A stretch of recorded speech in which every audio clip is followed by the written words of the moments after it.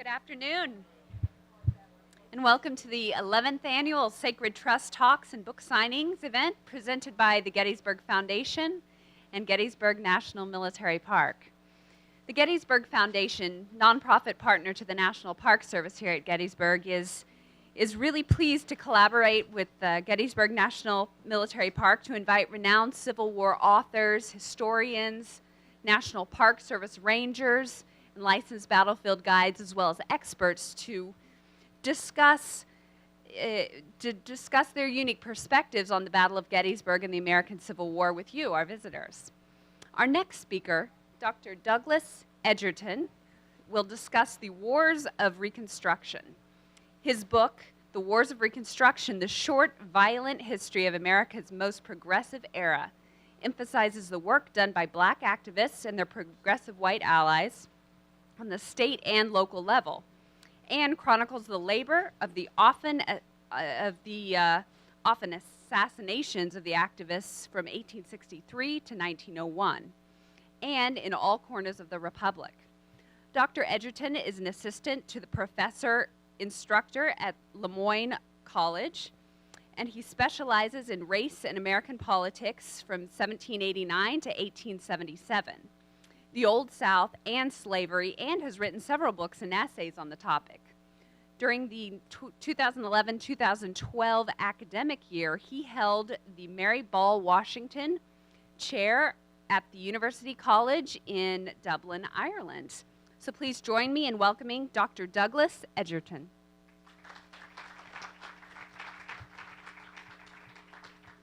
Thank you. I need to write a clear resume. When it says instructor to professor, it means I've gone through all those ranks. I'm not currently an assistant professor. I've been at my college almost 3 decades now. Anyway, it's lovely to be here on this increasingly muggy afternoon. It's hard to imagine a better place to celebrate the 4th of July than here in Gettysburg. And so I'll talk for about 40 minutes and then take some questions. My book, and here is the cover and a shameless promotion, began with what I thought was a fairly obscure episode until about 2 weeks ago. Charleston, of course, fell to U.S. forces in February of 1865, at which point black Carolinians began to rebuild their shattered lives, their sold families, their troubled communities. And one of the things they did in the fall of 65 was to rededicate this church. Here it is. It's the Emanuel AME Church in Charleston. It was the second AME church in the city. The first had been burned in 1822 after the discovery of the Denmark-Vesey slave conspiracy.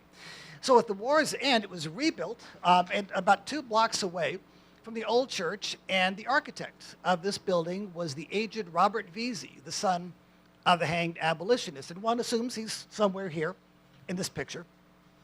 Among those who spoke at the dedication of the AME Church was this man on the right, a U.S. chaplain, Benjamin Franklin Randolph. Randolph had served in the U.S. Army. He had then been assigned to South Carolina as part of the Freedmen's Bureau. He stayed in South Carolina, got involved in state politics. He was serving in the state Senate, and it was that combination of spiritual power and political clout that got on the wrong side of white reactionaries. And in 1868, he was assassinated by 3 vigilantes while he was getting on a train in Columbia, South Carolina, in broad daylight. This, of course, the church was destabilized by the earthquake in the 1880s. It was rebuilt on that same spot in brick, and that, of course, was the church that was shot up 2 weeks ago. And, of course, the reverend who was killed, Reverend Pinckney, like Reverend Randolph, had combined spiritual power and political clout because he too had a seat in the state assembly. There were 2 points to the story, the beginning this with Robert Vesey and the church, and it forms the core narrative of my book. The U.S. Army had been the school, the political club, the stepping stone to office and power for hundreds and hundreds of black veterans. During Reconstruction, there were 1,510 identifiable people of color who held state, federal, local office, and of that number, at least 130 had been in the armed forces during the war.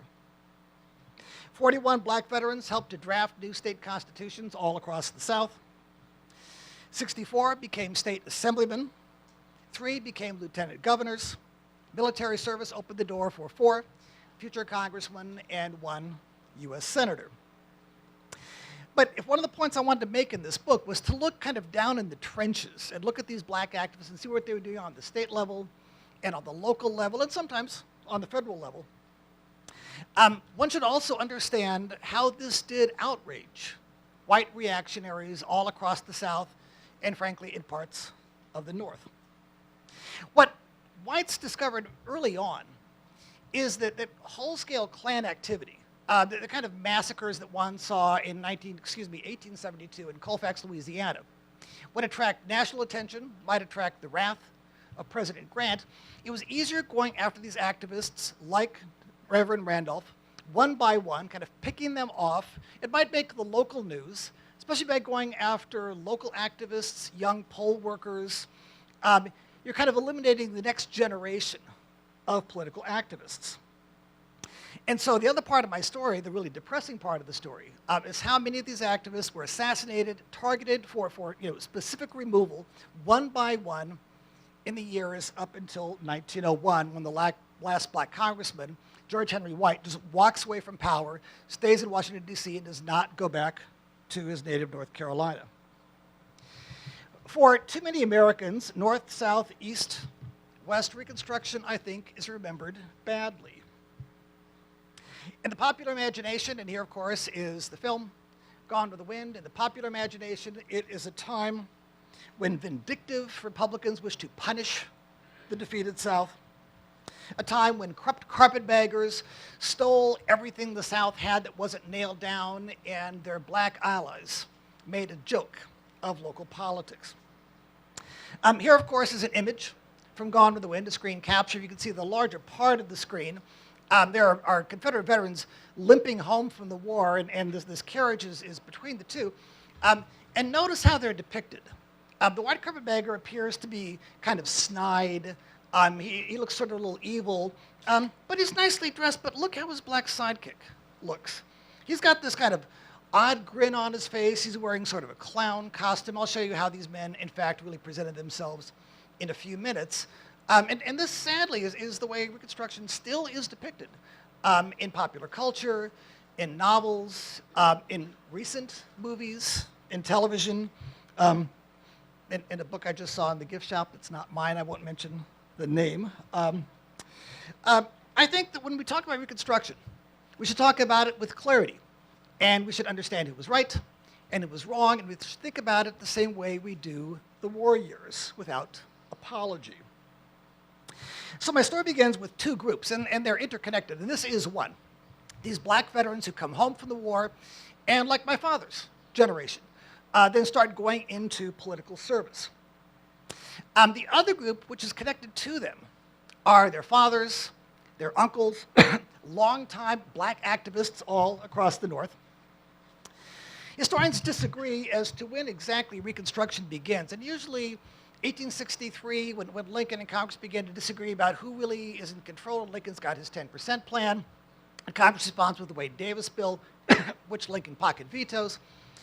I think in many ways, Reconstruction begins in 1864, and it begins where I live now, in Syracuse, New York, in upstate New York. There had been a black convention movement before the war. Black abolitionists would meet all across the North and push for anti-slavery.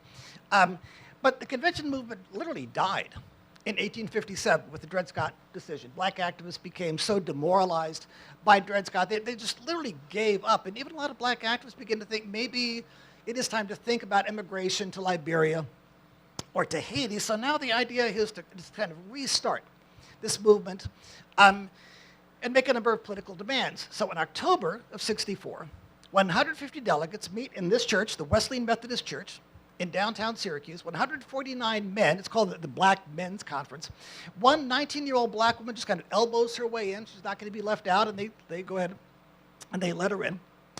They're from 17 states and Washington, D.C., and the 2 masterminds are this man on the right, Frederick Douglass, who, of course, lived just down the canal in Rochester, and his future in-law, the Reverend Jermaine Logan.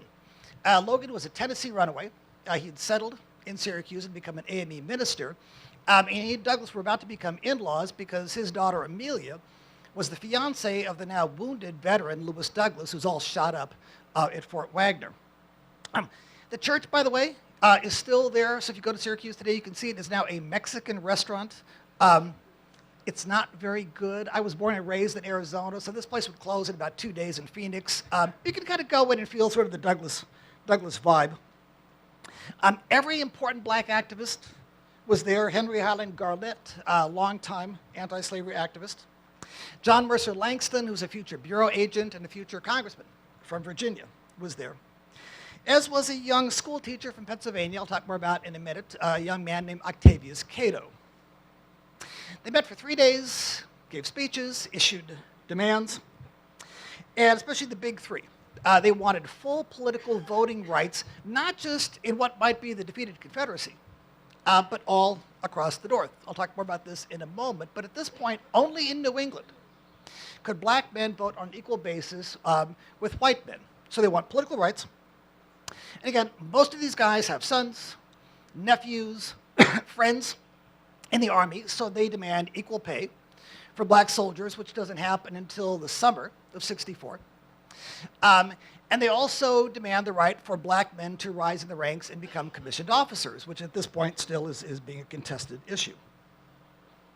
The last thing they do as they break up is to essentially deputize all the men who were there to go back to where they came from and then start a convention in their hometown. Again, their idea is this is not the end of something. It's the beginning of something. And by this point, of course, they realize that the war is going to end soon, and they want to turn this into a national crusade. So in March of '65, they meet down the canal in Albany, New York.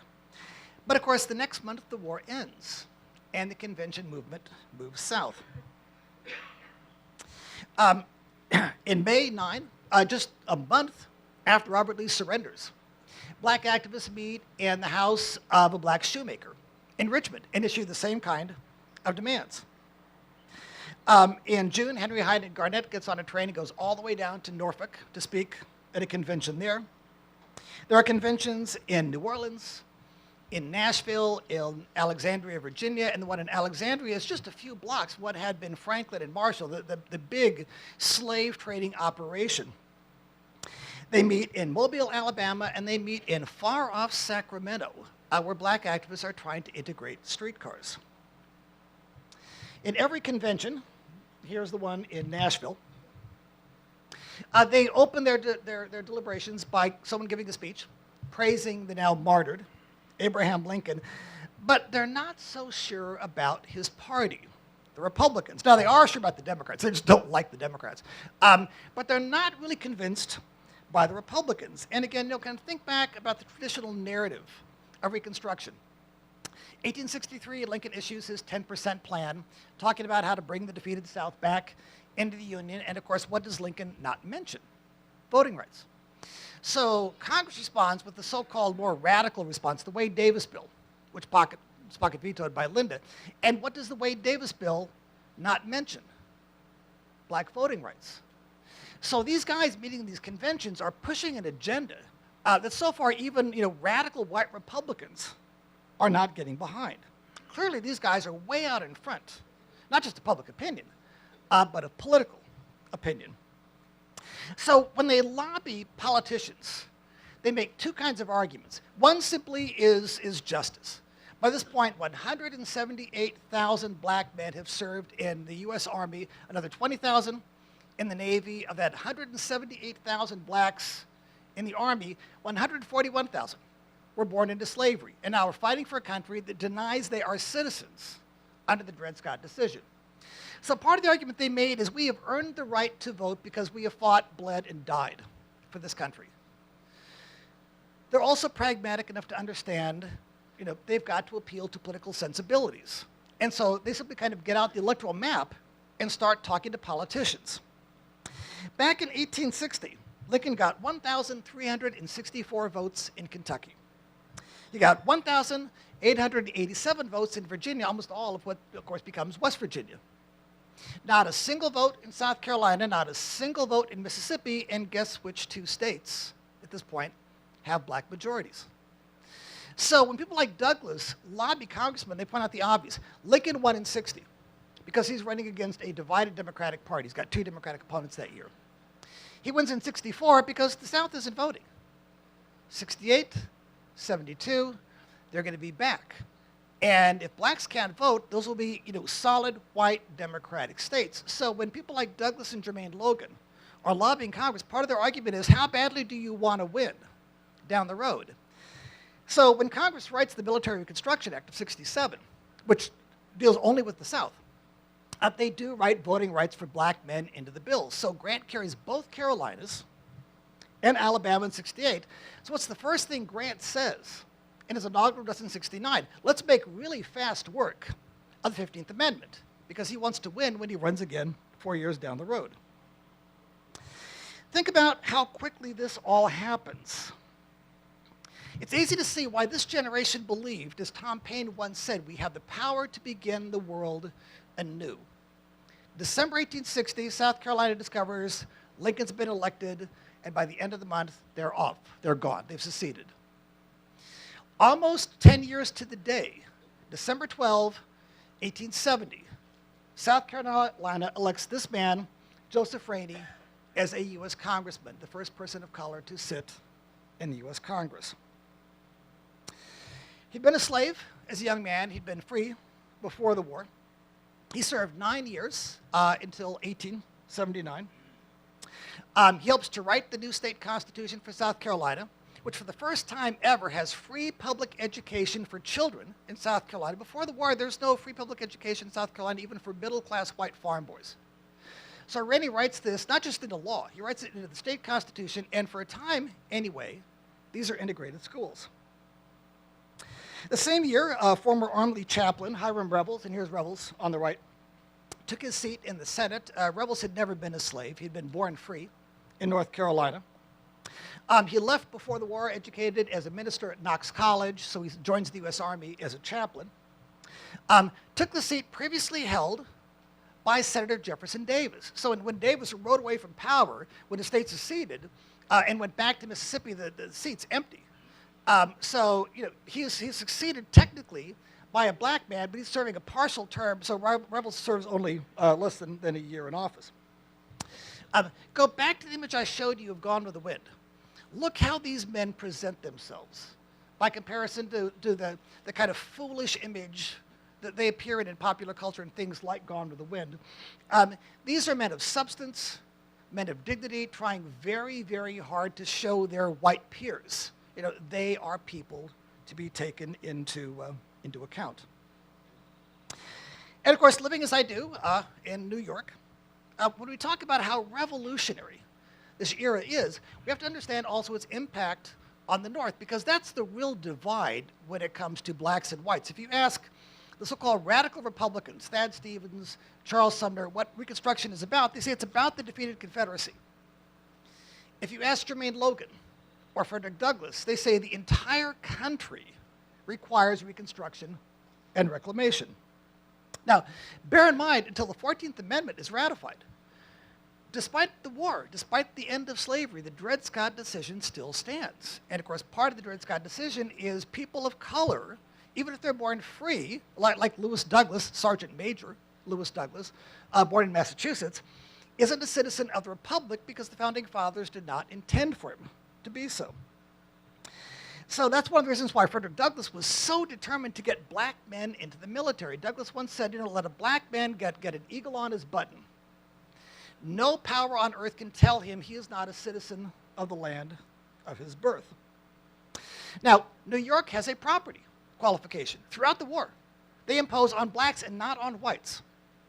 So because Douglass owns a nice house in Rochester, he is a fairly well-to-do editor, he can vote.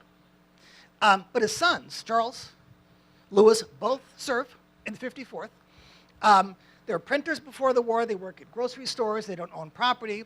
They can't vote. So when Lewis Douglass is badly wounded and almost dies at Fort Wagner, he's not a citizen of the United States, and despite being 23, he is not a voter in the Empire State. Now, this goes back to 1821. Way back in 1821, New York revised their old constitution. Slavery still existed, of course, in New York legally until 1827. So in their minds, it made sense to have a franchise based on skin pigmentation. So New York passes this new constitution, which if you own $250 in real property, which again, Fred does, you can vote, but it means about 80% of blacks in New York, barbers, shopkeepers, dock workers in Manhattan, they can't vote.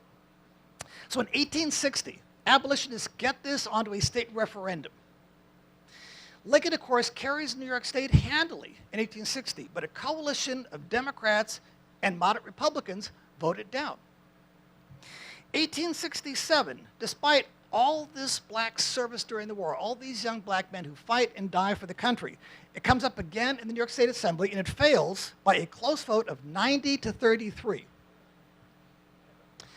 And of course, that's New York. It's even worse in Abraham Lincoln's Illinois, in Thad Stevens' Pennsylvania, in Salmon Chase's Ohio, where not a single black man, no matter what kind of property or education, can vote. So when the 15th Amendment is ratified in 1870, it doesn't just affect the South. It affects the North. So finally, for the first time, a black dock worker in Manhattan in 1870 gets the right to vote because of an amendment that white Republicans, want to aim at the South. When I was growing up in the 70s in Arizona, not exactly the education state, I don't mean to pick on Arizona, but it's easy to. I think it's currently 48th in per child educational spending. Are you taping this? All the textbooks I read in high school all talked about how Reconstruction was vindictive. It was designed to punish the South. Well, first of all, let's recall that Southerner is a biracial term. So it's not clear to me that Joseph Rainey believed he was being punished by being able to vote, run for office, be free, send his children to a good public school. One of the stories I really love is this man on the left, Congressman Robert Smalls. Probably all of you know about Robert Smalls. He's a certified war hero. He's a slave in Beaufort, South Carolina. He's not a field hand. His master owns some ships, so he's basically an enslaved first mate. And so during the war, he steals a Confederate ship called the Planter. He knows the codes. Pulls his hat down really kind of low over his face, sails the Planter out of Charleston Harbor and turns it over to the U.S. Navy and becomes kind of a national hero. He gets into politics after the war, first in the state assembly, then he gets a seat in the U.S. Congress. He's making some money. He's in Congress. He's a good businessman. And during the war, his master died. And he likes the house he was raised in. He lived in that house before the war. It's on the market, so he buys it. His aged mistress, by this point, is a little Dottie. And one day, she just comes home, opens the door, and walks in. She thinks she's home again. So what does Congressman Smalls do? He takes her in. He gives her a room. He feeds her and clothes her till the end of her life. Now, one story of private compassion is admittedly anecdotal. But when Americans argue today, and it's not just in the South, I have students in the North who talk about Reconstruction being vindictive. Ask people what part of this is punitive or vindictive. Are decent public schools for children vindictive? Which, again, every Southern state lacked before the war. Is democracy vindictive? Are voting rights vindictive? Are integrated streetcars in California vindictive? Like all of you, I like to go on tours when I'm speaking in the South, and I get on the little carriages to hear what they have to say, and I was really kind of fascinated by what people who are leading these tours around Richmond or Charleston or New Orleans have to say it. And my wife, who's in the back, she's also a historian, doesn't allow me to ask questions. It's like you have to be quiet, But once I was in Charleston, and the tour guide pointed out at Fort Sumter and said, Reconstruction what's the exact phrase here?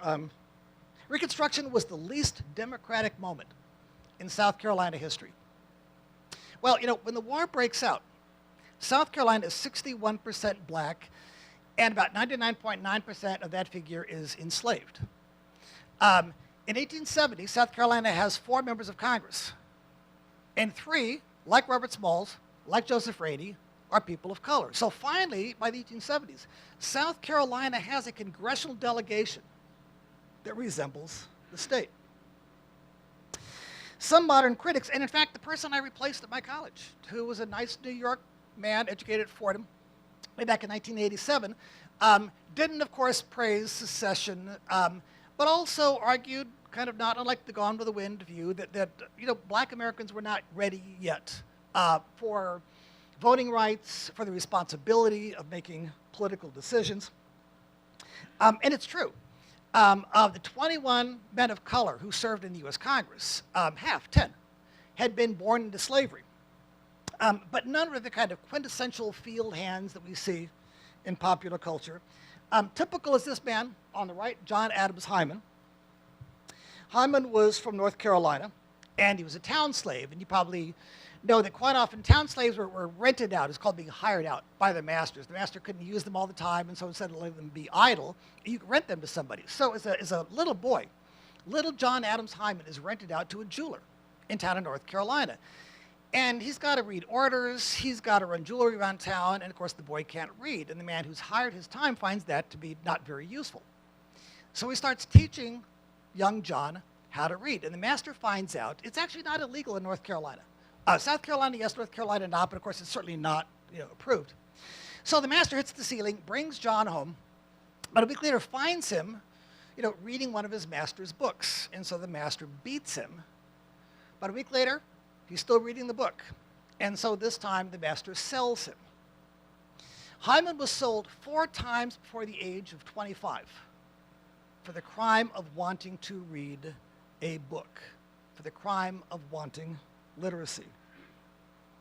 I confess I use this story to kind of bug my students. My students are not the biggest readers. They read books during the semester because I make them. I found out most of them just kind of don't read much during the summer. Here's a guy who was beaten and sold, beaten and sold, beaten and sold because he wanted to read.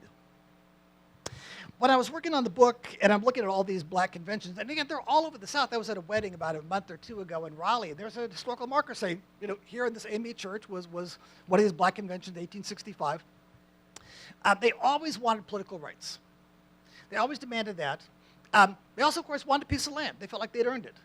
But the number one thing all these conventions all across the South demand is integrated, publicly financed education for their children, because they understand that is the future to everything that's going to happen next. If their kids have education, then down the road, they can get a piece of land. Down the road, they can vote first things first. If they have to have only one of these things, it's going to be schools. So why does it end if this is so good? Well, it doesn't in some ways. And of course, what I argue in the book is that there's no clear end to Reconstruction. Most historians love dates, and so usually 1877 is kind of the end of Reconstruction, but I think that's a very false date. Blacks serve in Congress again until 1901. They're serving in state assemblies, long after 1877. And again, if you are a black shopkeeper in Chicago, Reconstruction never ends because thanks to the 15th Amendment, which doesn't go away in Illinois, you always have the right to vote, as do your sons and your grandsons, and you still may be facing Illinois racism and poverty, but you still have that right to vote. Most of all, where it does end, it's not because it was bad policy. It's because it's killed.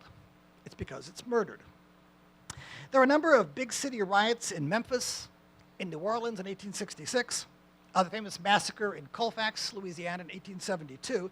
But I mentioned a moment ago, those kinds of really big massacres attract attention. They make the national news, they sort of goad Grant into doing something about it.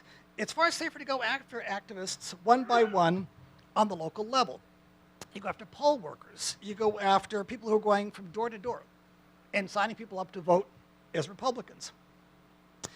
That might make the local news, but it's not going to get a lot of national attention. And sometimes people don't even have to die, so it doesn't make news at all. One of the stories I came across when I was working on the book, I'm sure you all know this, there's no traditional ballots in the 19th century. You vote with a ticket. It looks like kind of a big, oversized bookmark. And so you get a ticket, Democratic ticket, Republican ticket, and you put it in the fishbowl or the apple crate. So this is upcountry South Carolina, and one young activist has all the tickets for next day's election. He's going to hand them out to voters. And so about 6 vigilantes ride to his house. They're not wearing robes. They don't have to. And they simply say, give us the tickets now or we'll kill you, kill your wife, kill your father. He does the prudent thing. He hands them the tickets. And the next day, there are no Republican votes in that county in South Carolina because the ballots simply aren't there. No one dies. It doesn't make the news. It makes a bureau report, but it doesn't make the news. White Democrats in the South understand that today's poll worker, today's bureau agent, today's teacher is tomorrow's state assemblyman. And tomorrow's state assemblyman will be next year's congressman, and next year's congressman will be next year's senator. And as Tiananmen Square reminds us in our own lifetime, you can stop democratic movements if you're willing to use violence enough. And of course, that's what happens all across the South. And it's not just limited to the South. Again, this is the young man. He's a Philadelphia school teacher, gets on the train, goes all the way to Syracuse in October of '64 to be there at that convention with all those old lions, Douglas, Jermaine Logan. He was born free. His parents were born free in South Carolina. They got out, moved to Philadelphia. He's highly educated. He's teaching at Philadelphia's Institute for Colored Youth. He teaches math, English, Greek, Latin. Notice what he's teaching. These are not just the basics. He's getting these young black men ready for college.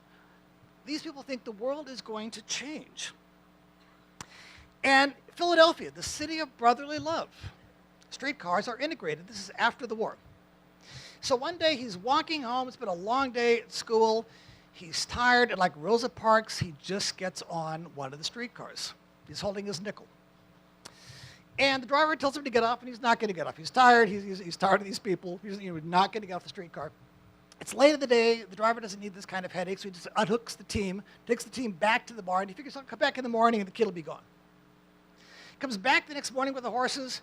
Cato's still sitting there, holding his nickel, and by this point, the car is filled up with black Philadelphians, all holding the nickel, and they all want their ride.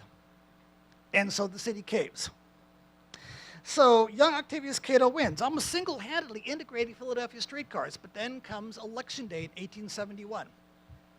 And he's assassinated by a white Democrat downtown Philadelphia in front of a giant mob. Later on, the all-white jury, of course, lets the assassin go. And irony of ironies, as he's dying, he's lying there on the side of the street bleeding. Pulling up next to him and looking down are integrated people in a streetcar.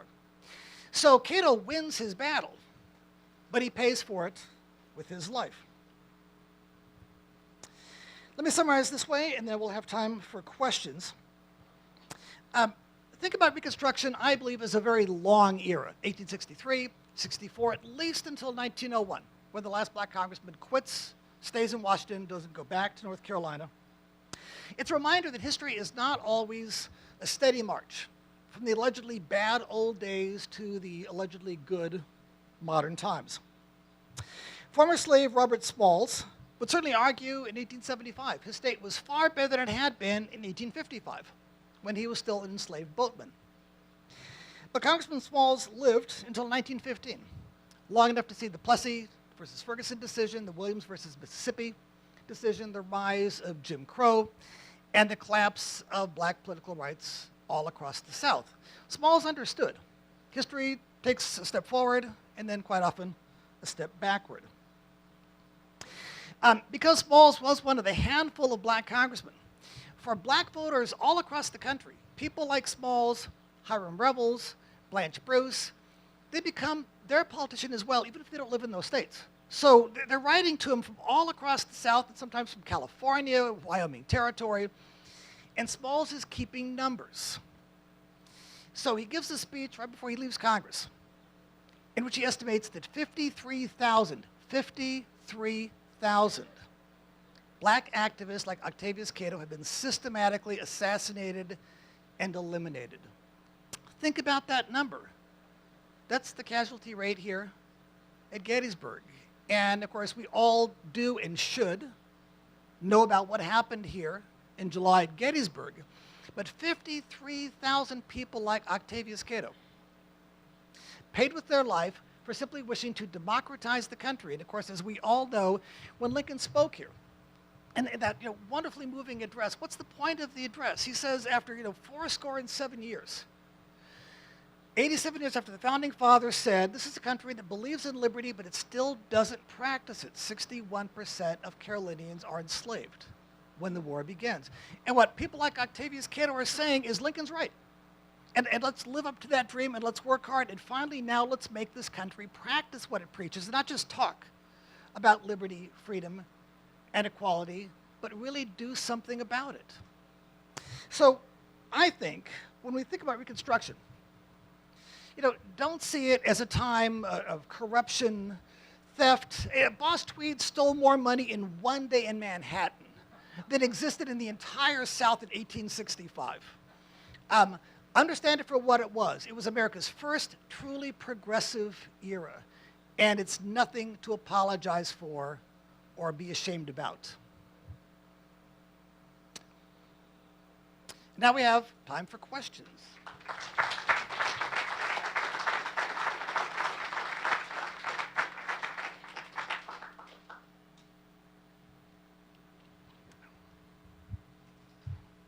Most historians place the end of Reconstruction at 1877 with the disputed election of Hayes. Right. Why do you place it far later than that?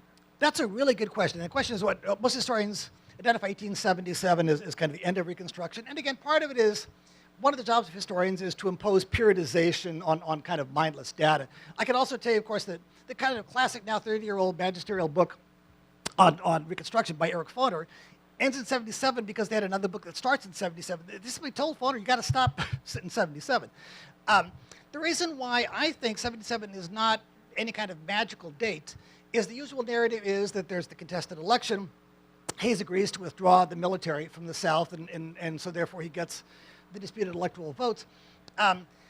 What really also damages Reconstruction is the Indian Wars in the Midwest. So every time, Little Bighorn is 76. So every time something happens in the Midwest, that's where the soldiers go. And I came across all these reports from Bureau officials saying, don't withdraw our soldiers. We need them here for elections.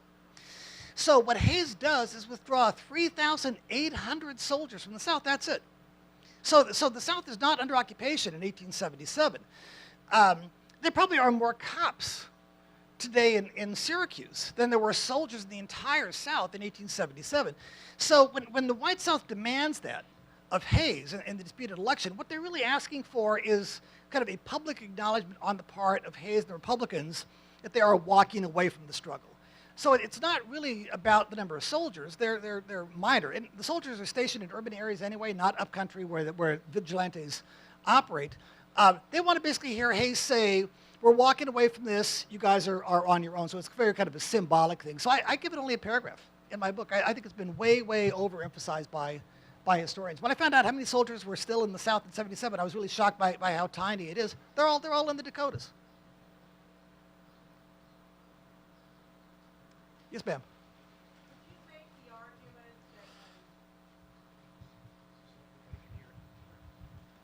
Do you think he could make the argument in a way that Reconstruction is not over with as an idea? We still have plenty of way to go.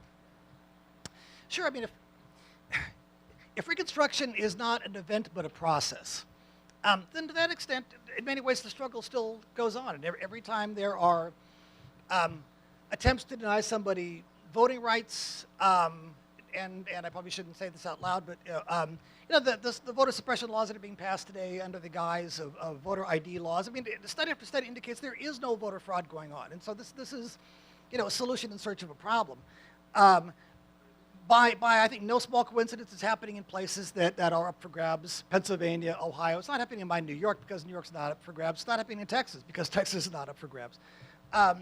So to the extent that the ideal of Reconstruction is democratic perfection, is everybody having equal rights, then of course the struggle still goes on. And of course what I'm dealing with in my book are young male ex-military black activists.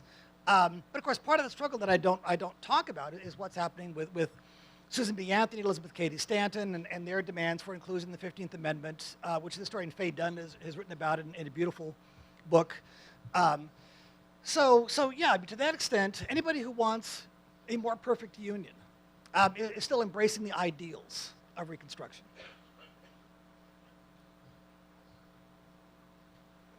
I think.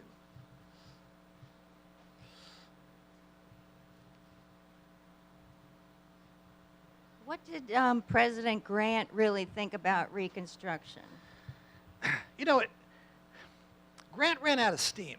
And if you all heard Liz Varon's talk this morning, I mean, she's exactly right. I'm convinced that, you know, Grant, having fought against white Southerners for 4 years, he had no use for these people. Part of it is his party ran out of steam.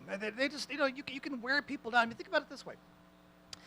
If you have to badger whites in New York, in Illinois, to allow for black voting rights, you know what, then how much do white politicians really believe in that anyway?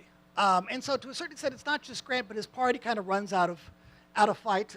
What I found interesting is that, you know, the usual complaint about Grant is that his second term becomes synonymous with scandal, which of course it does. He's a very inattentive president. He has terrible appointments. They steal the store. Black activists don't care much about that. Not that they are for corruption, but they believe Grant is kind of the one guy left who might occasionally rouse himself to slap down white vigilantes in the South. And so people like Blanche Bruce, who's the other black senator, they want Grant back in 1800. And so for them,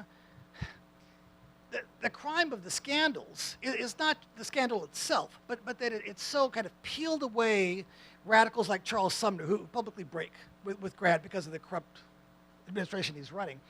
And therefore weakens this kind of progressive coalition. So, you know, Blanche Bruce, Frederick Douglass, you know, they don't like those things. If they have a chance, they want Grant back for a third term in 1800 because they have no trust in Hayes or Garfield or any of these other, you know, young men kind of coming up through the pipeline. I'm not sure that answers.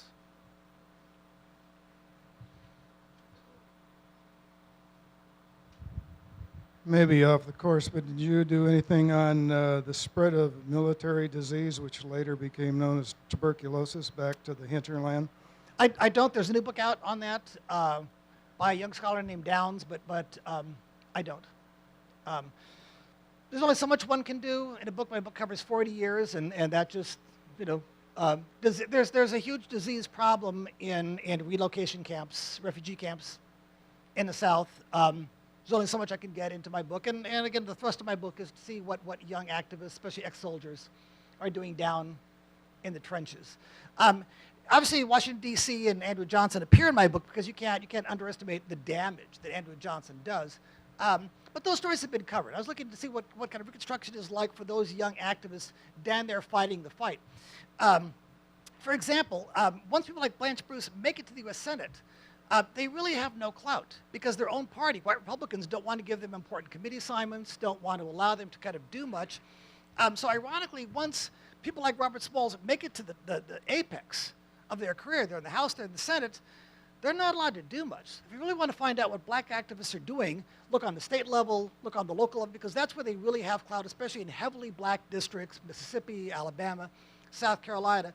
So not to take anything away from what you know, Smalls does in Washington, but you know, try to name a piece of legislation that Blanche Bruce writes and gets passed, because the answer is he doesn't.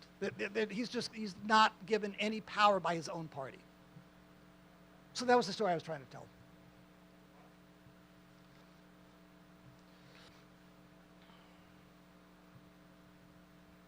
I guess I'm surprised to hear that there is still a black congressman as late as 1901.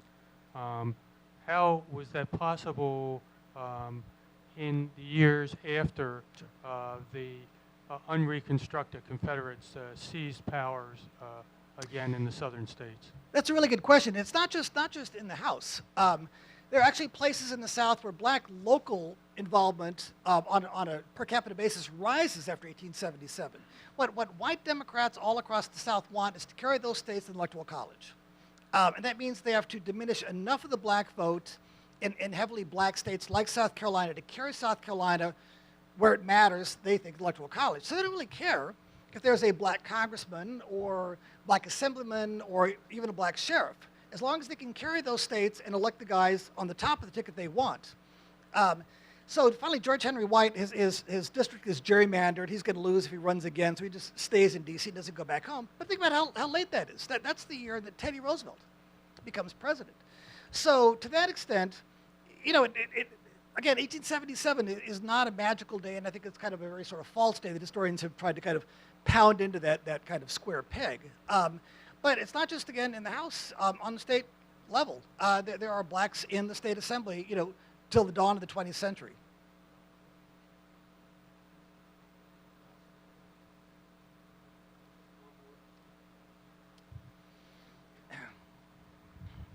Just in reading about this in the last year or two, one thing that I had never thought of was after the war is over and the 14th and 15th Amendments are passed, these freed people now count not as 3/5 but as 5/5, and the South actually has more clout in Congress. Can you comment on that? No, it's a very smart question, and that's actually Charles Sumner's concern, because once the 13th Amendment is ratified, that's going to erase the 3/5 clause, and so unless blacks can vote in the South, there'll be even more white Democrats than there had been before the war in South Carolina, coming from Mississippi. So you recall the 14th Amendment tries kind of a carrot and stick approach, and so it says if people are not allowed to vote, then the state will lose certain percentage of their seats in Congress. They then discover that white Democrats would rather lose seats than allow blacks to vote, which is why the 15th Amendment then unambiguously says, black men will be allowed to vote. Because that's, just kind of classic power politics comes into play here. It's like when Douglas says to Republicans, do you want to win in 1872? And black vote is the only way to do that. So the fact that the 13th Amendment erases other parts of the Constitution gets a whole lot of moderate Republicans on board, because otherwise this will be even more white Democrats from Alabama in Congress. So you're exactly right, and that's a real concern for them. Sure. With Reconstruction and, so often in history we hear about the Klan and those type of things during this time, how much really true effect would the Klan have had on the process or the overall process of Reconstruction? Yeah, that's a really good question. I'm convinced that historians who are focused on the Klan are kind of looking in the wrong place, because the act, it's called the Klan Act, is passed under Grant. Benjamin Butler, from now the Beast Butler, who's now a senator from Massachusetts, is the author of that. And the Klan, as a semi-organized group, is fairly easy to crush, because you just catch one, and they're wearing their hoods and their robes. You got an all-black jury. You sentence that guy, and he's a middle-class farmer. He's a Confederate veteran. He doesn't have two dimes to rub together. And you sentence him to 10,000 years at upstate New York in prison, and then say, now it's time to start naming names. So the Klan Act crushes the Klan virtually overnight, which is why the light bulb goes on above their head, because then you don't need to get a white hood and 20 guys to go harass a poll worker. You just sit outside his house. When he walks out in the morning, you shoot him.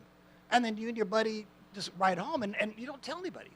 So, and that's the kind of white vigilantism that's really hard to get at. So in the case of State Congressman Reverend Randolph, 3 white guys not wearing robes just go riding up while he's getting the train, fill him full of holes, gallop out of town, end of story. And that's what's really, really hard for any legislation to get at. So the Klan comes and dies in about a year. And so what, ironically, the Klan Act does is decentralize political violence, drive these guys underground where they are still every bit as deadly.